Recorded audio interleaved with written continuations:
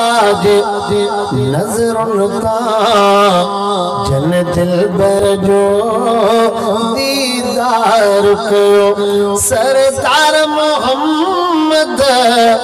साईं सा मेरी जन्नत जो वापार कयो कुर्बान सहाबा जे नजरुन का जन दिल बर जो दीदार कयो कुर्बान सहाबा जे नजरुन का जन दिल बर जो दीदार कयो सरदार मोहम्मद साईं सा मेरी जन्नत जो वापार कयो कुर्बान सहाबा जे नजरुन का जन दिल बर जो दीदार कयो ओ सना तू कठवा कंधी गजले कंधु का कजे था उसण जले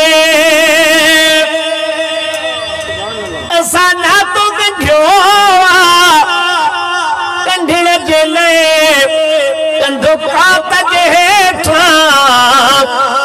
उसण जले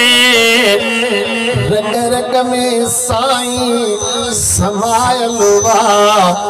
रग रग में साईं समायल वा तो प्रिय समाहे प्यार कयो रग रग में साईं समायल वा तो प्रिय समाहे प्यार कयो कुर्बान सहाबा जे नजरुन का जन दिल बर जो दीदार कयो कुर्बान कयाओ बार बनी अबो अमर वतन वई यारी बनी कुर्बान कयाओ बार बनी अबो अमर वतन वई पाएगी वनी हर चीज के पोइते दफन करे मथे मदनिया मन ठार कयो हर चीज के पोइते दफन करे मथे मदनिया मन ठार कयो हर चीज के पोइते दफन करे मथे मदनिया मन ठार कयो कुर्बान सहाबा जे नजरुन का जन दिल बर जो दीदार कयो सरदार मोहम्मद साईं सा हरी जन्नत जो वापार कयो कुर्बान सहाबा जे नजरुन का जन दिल बर जो दीदार कयो ही तहकलो सिरवा हजार हुजे कुल कामिलता कुर्बान कजे सुना सुभाला तक हो ही तहकलो सिरवा हजार हुजे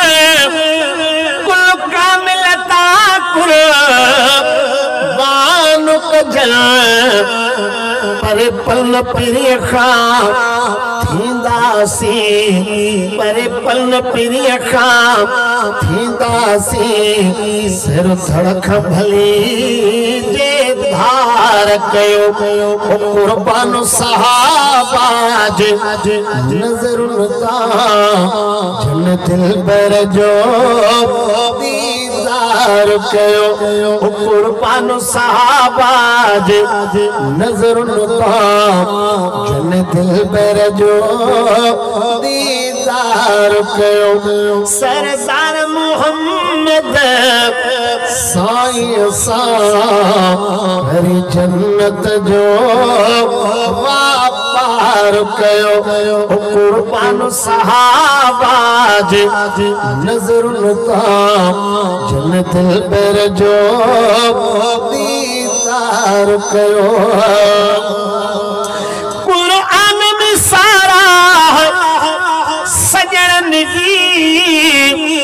लिखी मालिक हाकिम मिठड़न जी कुरान में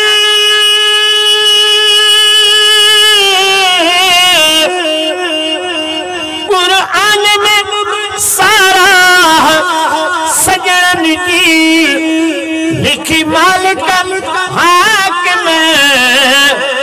मिठड़न जी महाराजी रसूल जे यारन सा महाराजी रसूल जे यारन सा रब आहे अदा इकरार कयो महाराजी रसूल जे यारन सा रब आहे अदा इकरार कयो कुर्बान सहाबा जे